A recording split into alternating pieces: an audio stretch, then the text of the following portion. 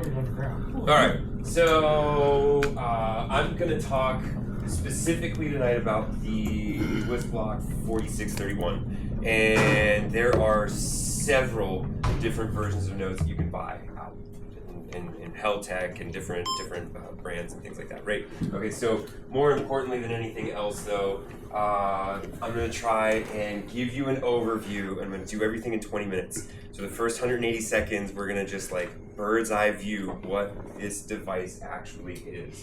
So it is a open source off-grid text and telemetry mesh using LoRa or sub-gigahertz transmission. So LoRa is long range, is what that stands for. The United States is at the 915 megahertz range. Different countries and different regions have different megahertz values. This is, I think, what is considered in public domain use as well too. So you don't have to be licensed to be able to use this. This can be public, anybody, anyone without any license. I did check it. It is within the 94 megahertz amateur band. Band, correct. And you can set your device. So every node is basically a store and forward relay. So each node in itself will collect data and send data, and it does it all automatically. You don't have to make it do anything. It comes out of the box just prepared to do that, and that's based on the firmware that you load to the device. The control for these devices is either going to be a phone or a computer that's going to connect through Bluetooth, or you can use USB and a command line interface if you're using Google Chrome as a browser. It has the ability to talk to these devices as well too through a web browser. So you can actually bring up all the settings and control it through a web page just by running Chrome. So some of the strengths that I think are important to point out, for its light wattage, micro wattage, and battery usage. It has long range, considering when you use like a 5-watt HT, the amount of power that it takes to get a couple of miles out of a radio. These will go not quite the same distance, but it's doing it on micro watts versus a 5-watt, right? So it's simple to deploy. Like I said, quite literally, Jeff came over and set up his in the like couple of minutes that we were talking over here. You plug in 2 antennas and then you're done. You're ready to go. And then there's tons of 3D printable enclosures. And so Jeremy's brought along a couple of things that he's done, and he's actually the one that turned me on to the mesh stuff. And so this is one of his 3D printed nodes with some magnets that he mounts to your vehicle, correct? Mm-hmm. And so this just goes and charges all the time. And then he's also got a case that's there in front of him. Yeah, you guys can pass this stuff out around if you want to look at it. Tons of stuff in the box, and then he also, I'm going to shamelessly promote him. So Ghost Band is his kind of company that he's putting together. So he's got like kind of a ready assemble, 3D printed, ready to go in these boxes kind of situation that he's I wasn't selling these. Like, this is just, the Ghost Band thing is kind of like a weird alter ego on Instagram kind of thing. Like, okay. Yeah, so I just build these things kind of for fun because I like learning about it. So. Well, if you have cash to throw into a hole, you should throw it into his hole. Because he's got a lot of cool stuff already in the works. And so, that being said, and it's like a pager case. A couple of things that we should think about as well too as I go through this, as most of you are hams in the room, right? So this is going to be good for maybe things like field day coordination, trail teams, event ops, check-ins. This is kind of an APRS-like kind of position beacon system that's all encompassed into one. And so it works on this 915 megahertz range.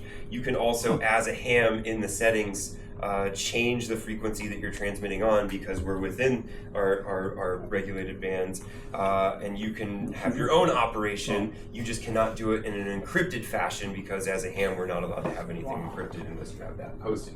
So limitations, it's a low data rate. So this is not sending text messages that are like images or videos.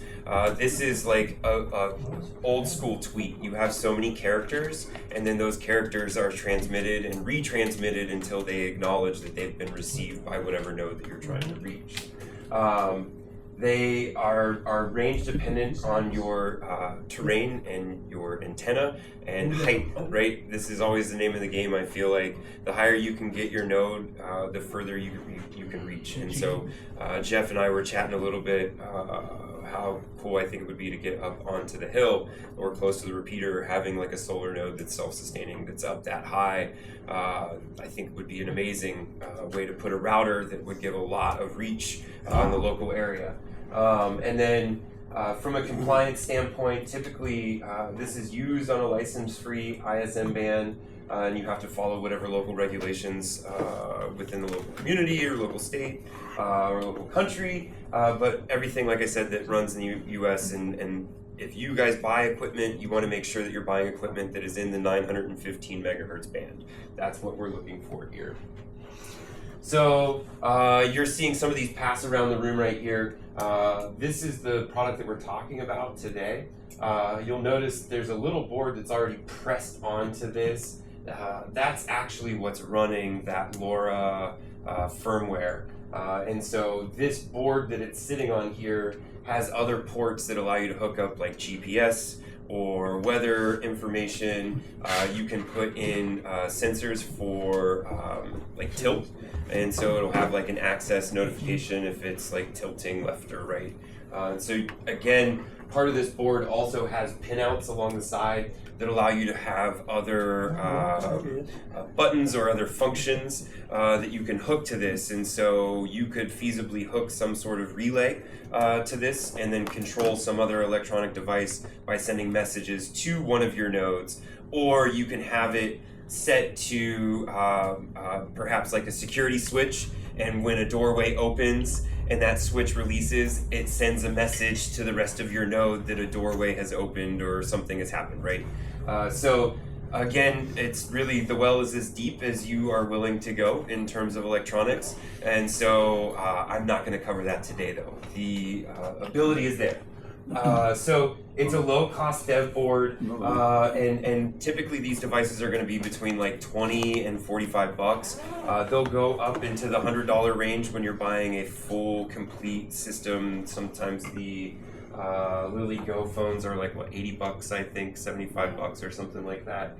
And so I think a good way to think about this network, like I said, to be able to connect to a node, you have to have a device, whether it's a phone or a computer, unless you have one of these standalone devices like the Lily Go that's got a texting pad right in it as well too. Any of these nodes are able to send messages through each other and to the end receiver. That's the important part about, I think, when you think about this network, the messages that you're sending are encrypted until they hit the point of who it is that you're sending it to.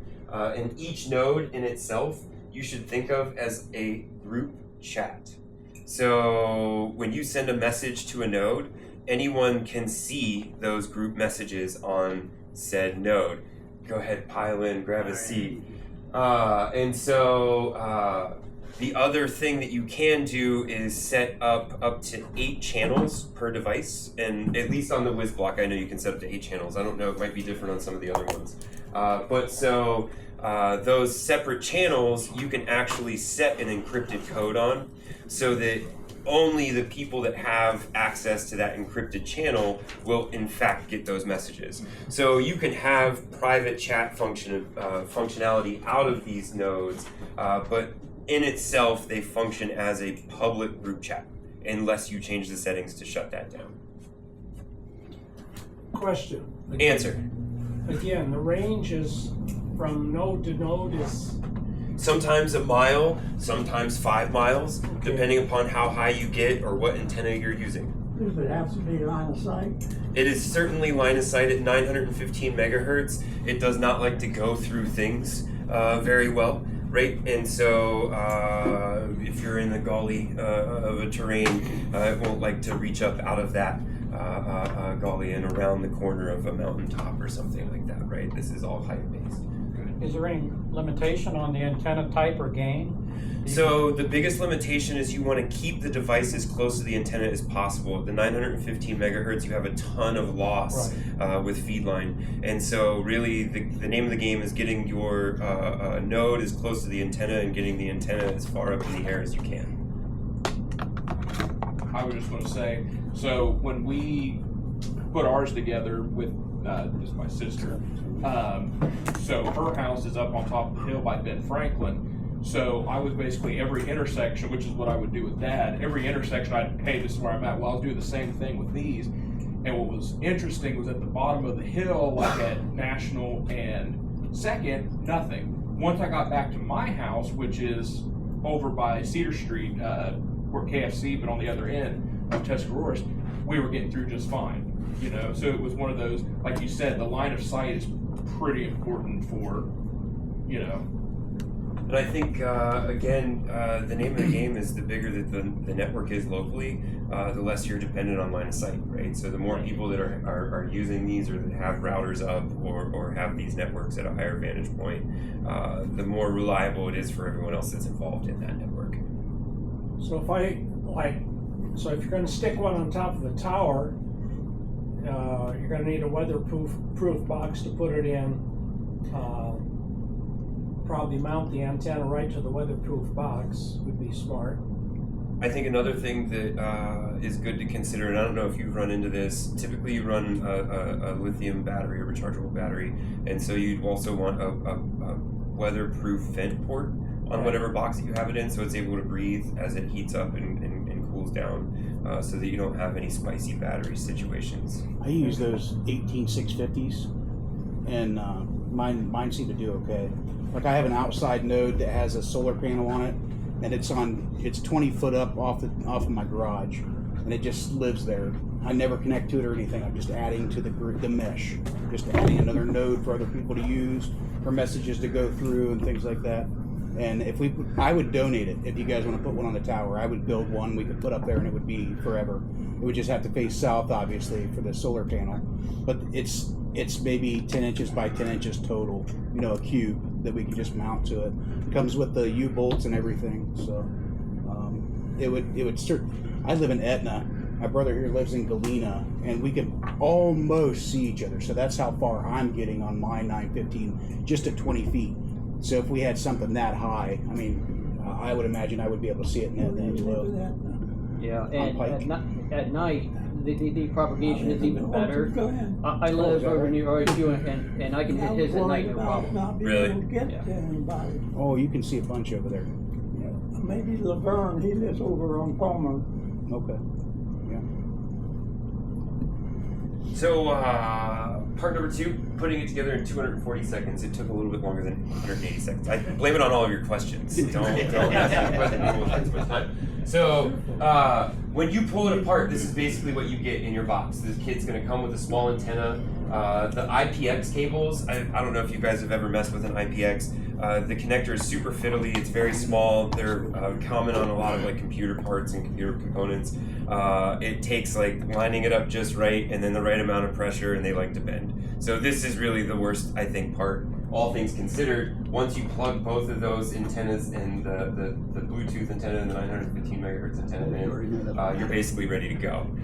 So a couple of things to point out, especially on this device. The terminals for the battery up on top are positive towards the center of the board, negative towards the outside of the board, and then the solar node, positive towards the inside of the board, negative towards the outside. It has a solar charger in it, so just by hooking up the solar panel and the battery, you're good to go. There's no other device that you have to put in between. There's a charge controller built into this tiny little board. The antennas, again, you can go as big or as small. It's at 915 megahertz, right? The big name of the game here is the longer the feed line, the more loss that you have. So Bluetooth, this is, you can go from like a room to a room with Bluetooth before it starts to get kind of futzy. And so especially if you have it inside of a plastic case, depending upon the thickness and material. This is a way that you're able to communicate with these. You can set it up so that you're able to send packets to it to be able to control the node without actually having to connect via Bluetooth. So in the event that we put one up on the tower, one way to communicate with it, so you're not like standing out there with your phone hoping that you connect with Bluetooth, we could hopefully be able to send the packets to be able to set up or change any settings on it. So that's it, right? 240 seconds. Did we do it? Did you get it on time on the camera there? So really, quite literally, you're plugging in the two antennas, making sure that you've got them in the right ports, making sure that your polarity's right. If you're hooking up a battery or the solar panel to it, and then otherwise it'll power itself through the USB-C cable that you plug into it as well too. So then connecting it, there are iOS apps, Android apps, and then inside of Chrome, there's a URL that you go to, and so just by opening up your web browser, going to that URL and plugging in your device, you're able to connect to it via the USB cord, or you can even connect to it via Bluetooth through Google Chrome. I really personally try to de-Google my life. They get enough as it is. So I avoid that side of the street. But I'll be told when you plug it in via a USB, you can use a terminal command line to send information to change settings on these through Python. Again, the well of nerdiness is as deep as you want it to go, but the ease of use is always very, very top level on these. You can use it from your phone, or you can really dig in through a command line terminal if that's what you're really itching after. So on your first boot, if you could open up the Mesh app on your phone, and then, so I don't know, he can hold up his screen. What we're gonna do is you'll open up the Mesh app, you go to the Bluetooth screen, and then you plug in your node, and you'll just watch for something new to show up on the list, and then you connect to it, and that's it. That's quite simply all that you have to do. So Make sure I got the right antennas in the right place. put this in your mouth. Oh yeah. Put the right antenna on the right side. Yep, BLE. Yep, your LARA. Yep. So go to your Mesh app. Oh, I thought you wanted Bluetooth first. Alright, get started. It's gonna ask.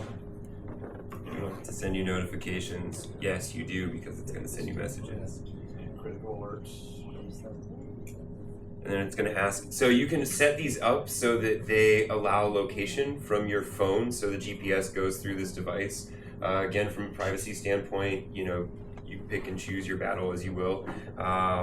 If you're using these on like a field day operation or something like that, having the GPS enabled is nice, because then you can see people mucking about. Or if you were doing something like I know at Horns Hill they have a giant downhill mountain bike tournament that they do every fall, and so having people stationed on the hill, you can have a GPS position with nodes if someone were to fall and get hurt or something like that, right?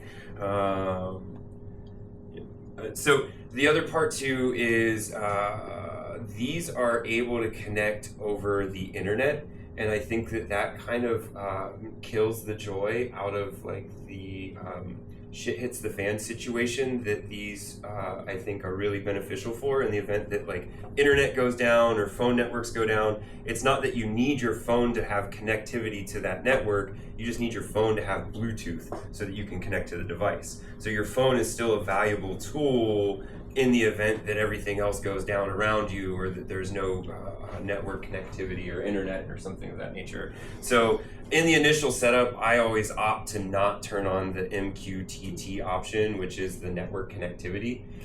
Personally, I think that takes the fun out of it. That means Go ahead and connect local figure, and then don't allow. okay. Configure connectivity. Oh, so that's what you're looking for. So on his screen, if you flip it around there, it shows him some of the nodes that are already on in the room, and then when I kick this on, it should show up as a fourth.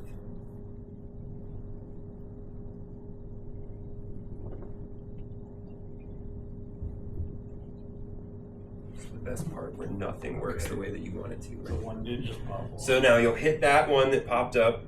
Okay, but I don't know if it did at the top or the unknown. Mm-hmm. Unknown. Okay. So as he clicks on unknown, it's asking him for a pairing key for the device, which comes on a sticker. It's super, super secure. 1, 2, 3, 4, 5, 6. No one will ever guess that. No, I don't This think is it definitely something you're going to want to change in the settings after you set up your device initially. Now, I will say, if you buy the devices that the newer devices that do have a screen, they do have them randomized now. Yeah. Correct. And so I was going to say the same thing. That's what. now ours the do. original WizBlock firmware came with a random pin, and you had to buy a screen or you had to connect through a Google Chrome. So after much chagrin and a lot of the user feedback, it comes with a simple pin for the setup. But so immediately, go ahead and flick your phone around again. There's this giant red message that says set LoRa region that immediately pops up as you're starting to connect. This is where you're going to want to put that you're in the US and that 915 megahertz range, right? And so You should use preset. I'm going to go ahead. We're going to let you hang there. So yeah, we've run through all of those bits. Some of the pertinent settings. So you're going to set the region, and then you're going to set your long and your short name. And so the app is really kind of fiddly. If you have to click around. It's not as intuitive. The areas are able to be clicked, and then you change some of the information or whatever. But you can change the long name. It can be as long as you want. I think it's like 100 and some characters or whatever. Never ran out. And then it also has a short name. And so the short name is actually limited to 4 characters, and then it also appends the last 4 characters of the serial number of the device to it. And then there's also a coloration of the device that's going to show up along the side. And I actually just found out that the last 6 digits of the MAC address actually is the hex decimal code that determines the color of your node. So you can't change the color of your node. The color is the color, and it's based on the hex decimal on the MAC address on your device. So you could spoof the MAC address, but we're not going to go down that rabbit hole. Primary channel, like I said, your primary channel, when you first open up your node, there's a messaging system, and those primary channels, that is your group chat. So now on his device over here, did you name yours yet? Well, no, I was. Okay, so we need to set our region to the United States, and then we're going to ignore MQTT, and then hit save. So when he hits save, you guys are going to notice every time you change some of the big settings on this will just automatically reboot. It disappeared off of his screen over here, and then it should automatically connect once we pop back up.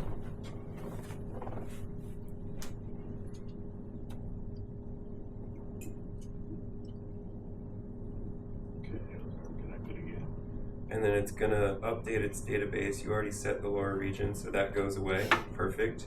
All right, so you are Meshtastic 0503. And my phone just notified me. Hold on 1 second.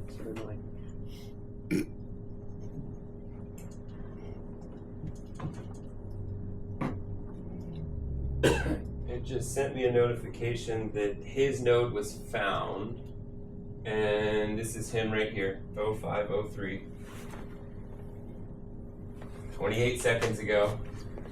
And so, again, without really doing much, everything comes to life. I can go back. So I've clicked on my messages, and I'll go to a direct message, 0503.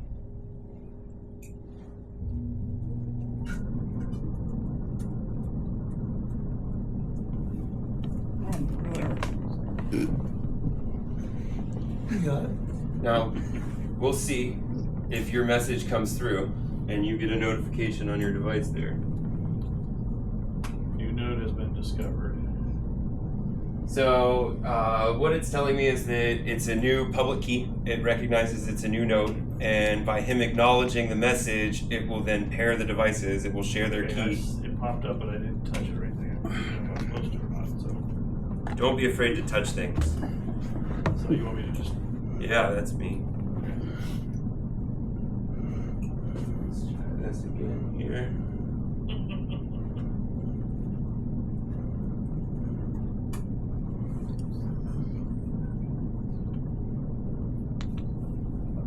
Test number 2. Okay, so then I tap on that. So go ahead and send a message back. Anything that you want.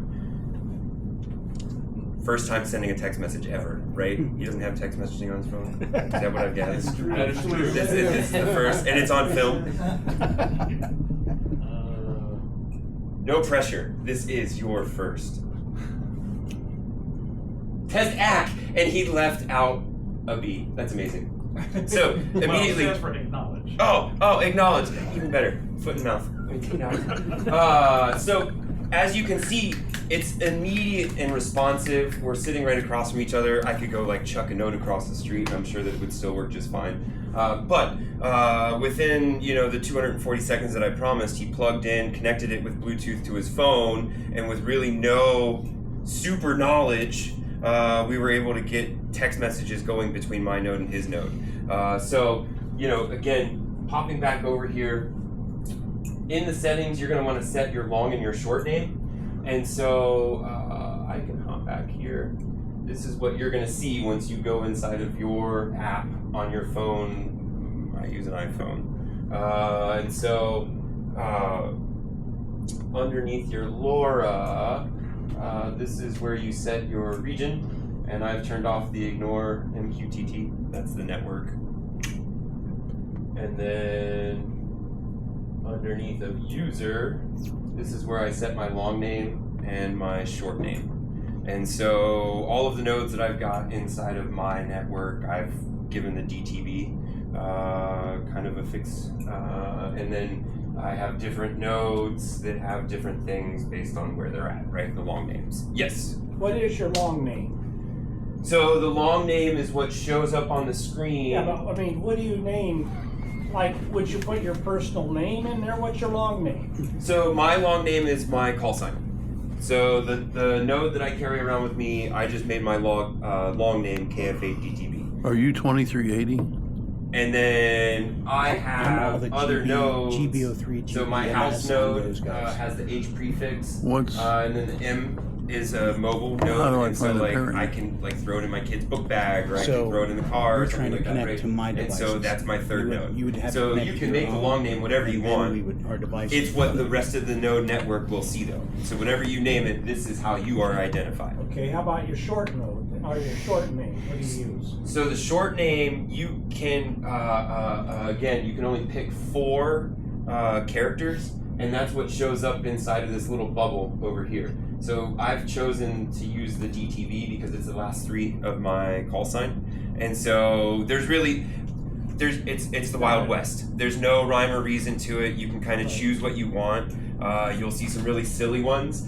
When the Lost Lands folks showed up, there were hundreds of nodes that showed up, and they had things, brontosaurus buttholes and things like that, right? It was ridiculous. And so they did. And to that point, though, you really can name this whatever you want. There is no rhyme or reason. Even like smiley faces and stuff. I mean, you can Emojis and things. and Yeah. stuff. Yeah. Okay, got it.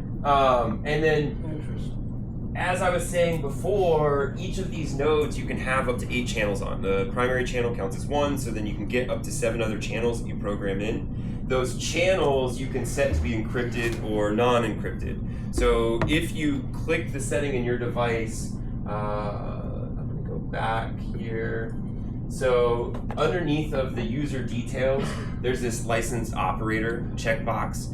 If I tick this box on, this is going to allow me to do frequency shifts, right? So I can operate inside of what I'm allowed, and I can change where these are operating. So if I want a little bit more of a privacy standpoint, I can go this route. But it also does not allow you to create encrypted channels for your private channels as you're creating new channels to chat in. So currently, the channel setting right here, you can have as many channels as you want. So I can add a channel, and when I add the channel, you can choose whether it's 128-bit encrypted, 256-bit encrypted, the name of the channel, and then by creating a channel,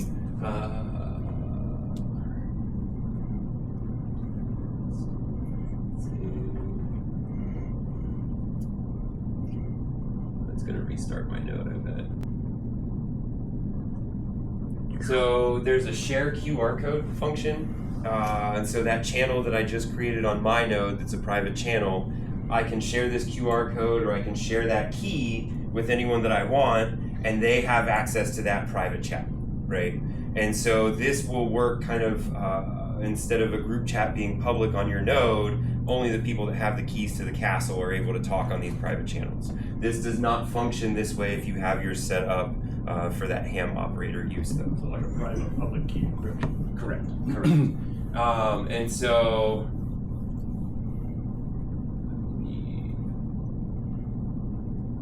delete the channel there. It doesn't Now is it showing my new name? I renamed it. So the other thing too is you can set a lot of the refresh cycles on a lot of the functionality inside of the settings. So how often it refreshes your GPS location, how often it refreshes some of the other data on it, or how often it transmits to see what its reach is. So the higher your duty cycle, the more battery draw it's going to do, right? And so the more time that you put between those, it's more efficient from a battery standpoint, but it's not going to update as quickly. You're not going to see things happen almost as immediately as what the text messages are happening, right? So sometimes a name change, you'll have to completely disconnect and reconnect, and then that disconnect, reconnect on your end causes your node to do a database refresh that then transmits to all the other nodes. It gets really deep really quick. But trying to figure out how it worked, I ended up having to like reflash and kill my network like 3 or 4 times. Because when you fiddle with the settings, they tend to be kind of finicky. And so that I think takes me to the last part is we talked a little bit, like I said, about location and broadcast intervals, primary channels and adding channels.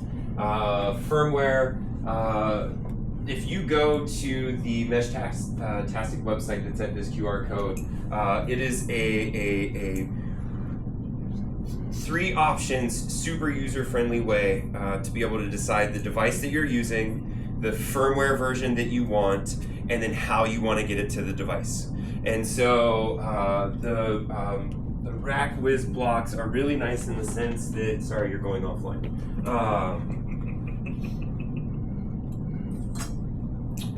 On the device itself, down here, there is the tiniest little button that's next to the USB-C connector.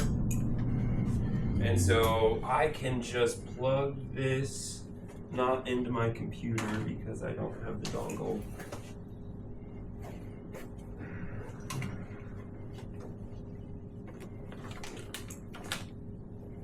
I lied, you can go back online if you want.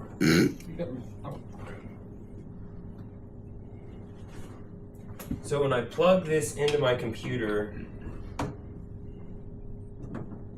my desktop's very organized. Don't judge me. No, I don't want to set up.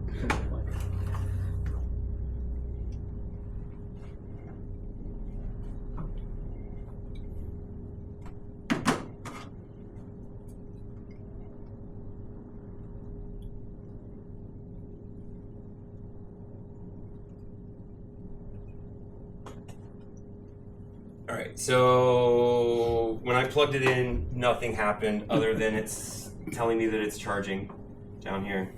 Now, if I double click my button, get my finger in that hole there. It should load like a USB drive on my desktop. So to update the firmware, quite literally, all you've got to do Meshtastic.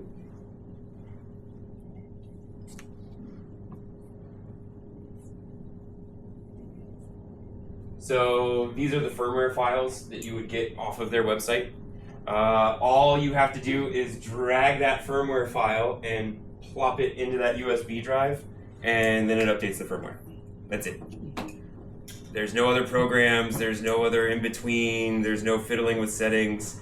And if that messes it up, there's also a file that's this NRF erase2 file, which I did. I bungled it up really, really bad. And so that will erase it to like the absolute factory settings. There's nothing else left on there. No data is permanent. And so, have you done any firmware updates? I flash on mine when I get them because I don't know what version they have when I buy them.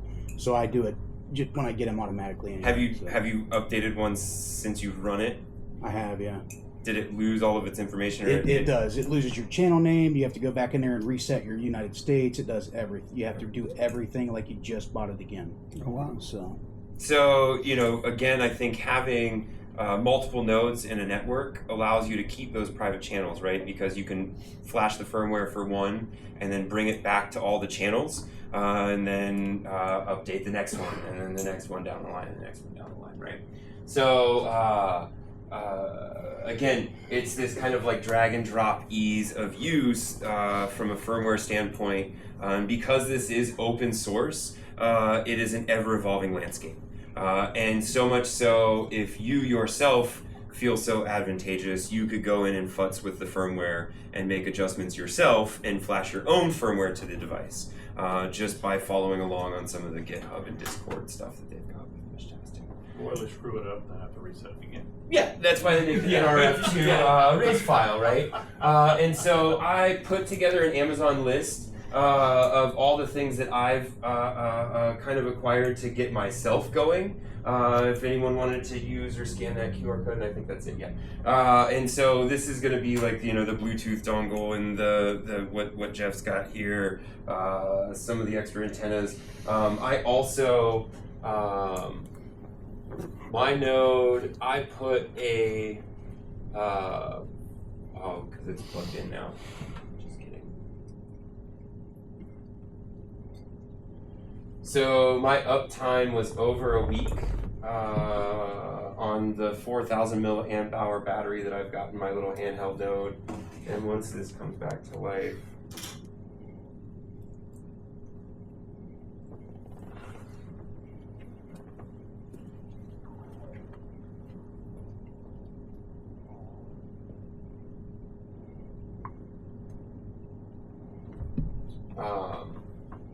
I think it's still at like 70% battery or something like that.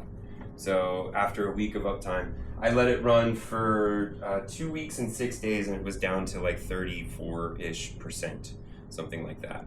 And so with lithium batteries, obviously you don't want to drain them all the way. It has whatever the reset logic is that's in the battery or whatever. It can really damage the cells if you let them go all the way dead. But anyways, to that point, it might update when it connects back to.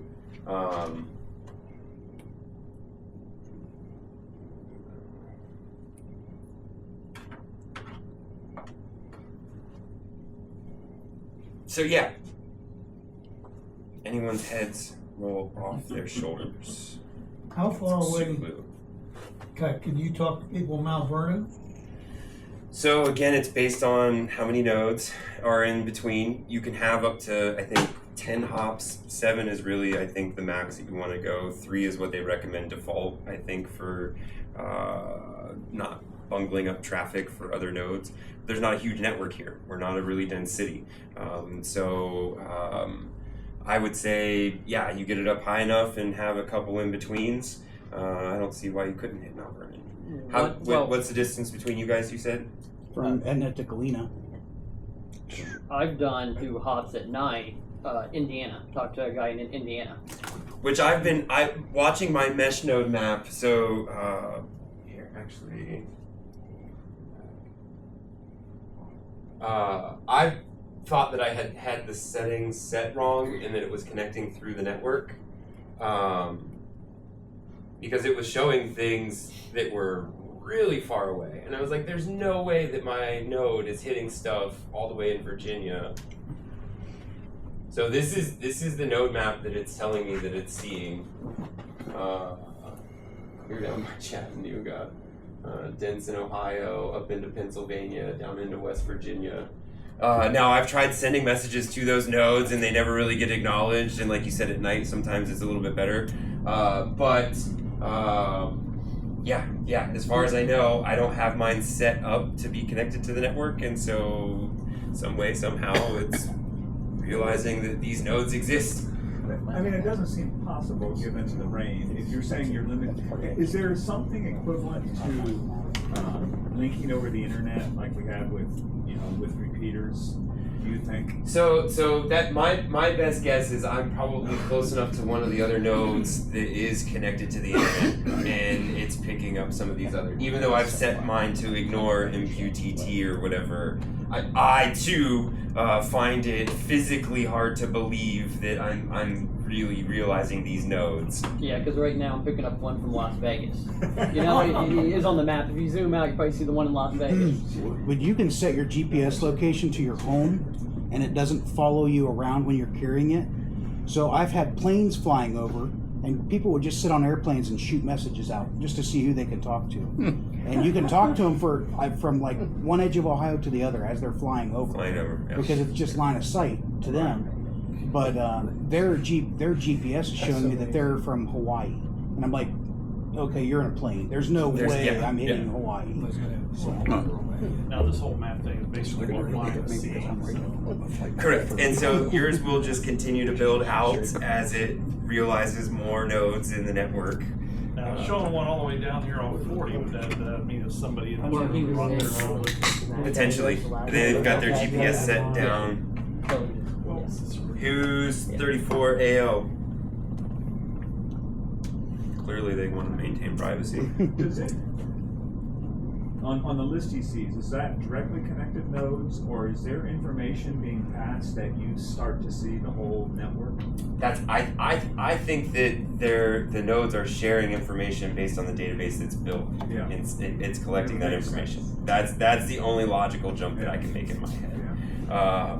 And especially things will start to propagate on yours, probably based off of what my nodes know, right? And what I've been picking up, and since Jeremy's here with his node, I don't know your name. I'm so sorry. Matthew. Yeah, I can see Matt's is on here. And what is nice about when you start seeing the nodes, you can actually see the hops, so you can see how many hops away they are. It'll tell you like distance and hops, and so you can set in the settings, 3, 7, 10 hops, however many you want, and supposedly, and you can run a trace route function to a node, and it will tell you what nodes it's hopping through to get to that node, or you can. His truck node is saying it's somewhere down off 13. And so it will only refresh every so often. Look so right here. But it's showing down on 13. Yeah. If his duty cycle is set to a 1 hour refresh, then his GPS an hour ago was at that location, and so it will not. Well, what was interesting though, because it, obviously doesn't always give a precise location. Like I said, she's about a mile from where I was, because I was at Dad's house when we turned the GPS on, but it was showing our bubble the same, and we were like, I was at the very tippy top of the bubble. And it was just kind of weird, like you'd think that we'd be somewhere near the middle of the bubble or something. So inside of the settings, you can, underneath of your position settings, change the minimum distance that it watches for. So like I could set this, I think, all the way down to 5 meters. And so it would pinpoint. As soon as I move 5 meters, my phone, it will, but that's going to be the biggest battery suck on your phone, because it's then constantly taking GPS readings from your phone, right? Right. So again, you really kind of set those intervals. You can set them higher when you're setting up your network and get the refresh rate so that you can see the changes that you're making in a more quick fashion, right? It's not going to be instantaneous. But then once you're ready for like a long-term deployment, you push a lot of these settings out so that the duty cycle is not driving down your battery usage. Again, you're using microwatts. So if I place it at my house on one of these blocks, I don't care. Correct. Right. And it's running microwatts at milliamps, more or less. I did notice that in order to get precise GPS broadcasted, like precise, you have to be on an encrypted private channel. It cannot be the public channel. And your private encrypted channel has to be in spot 1 for it to have the exact precise location. So if you are going to build just a family group or family channel, it needs to be number one. And if your precise GPS is enabled, otherwise, like if I pull up any one of you now, even at 5, I don't think it gives you 5 meters. I think it's like quarter mile down the road. Like privacy settings in there make it not precise on purpose. So the 5 meters is just watching. If I move 5 meters, then it'll broadcast an update, but it will still give you like a 1 mile radius of where your node's at. So it doesn't really necessarily always pinpoint. So if we're doing APRS or something like that on the, because we can get these at 433 and operate on the 433 frequency, being ham, and we can push out 3 watts. These are limited to 1 watt. So which goes a little further, but do we need it? But at 433, we would create a private channel that we would all operate on with precise GPS, and you'd know where your medical team is, where your search and rescue team is precisely. So that's the only way to get it.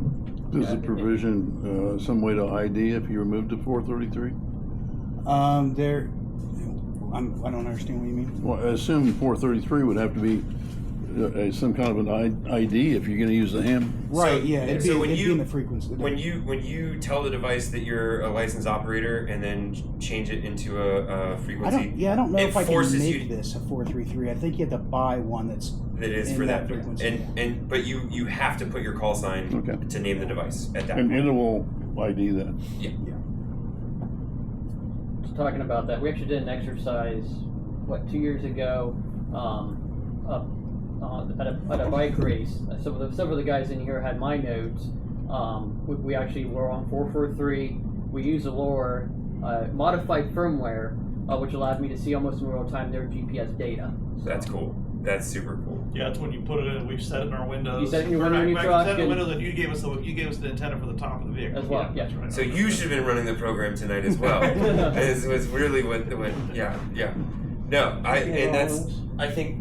Beyond anything else, it's like a low cost of entry, low tech barrier. I feel like, honestly, to be able to start just playing, and then from playing, you can make practical application, certainly in your own use case scenarios. Any other questions? If you're on 433 using your amateur, you couldn't do any encryption or... Right, that's right. Correct, but because I'm operating it as the within that 915, and I've not set it to be a licensed operator or whatever, I do have a couple of encrypted channels. Yeah. You would also, I guess if you're operating as amateur, somewhere there has to be your call sign in there. Correct. Yeah. Well, that's what you said. You put that as your name. Yeah, and that's sort of... How do you change that? What's this? How do you change the default? Oh, it's just going to be inside of the settings. So unless you're starting to go out. You applaud him leaving? you can set the fixed pin to whatever you want.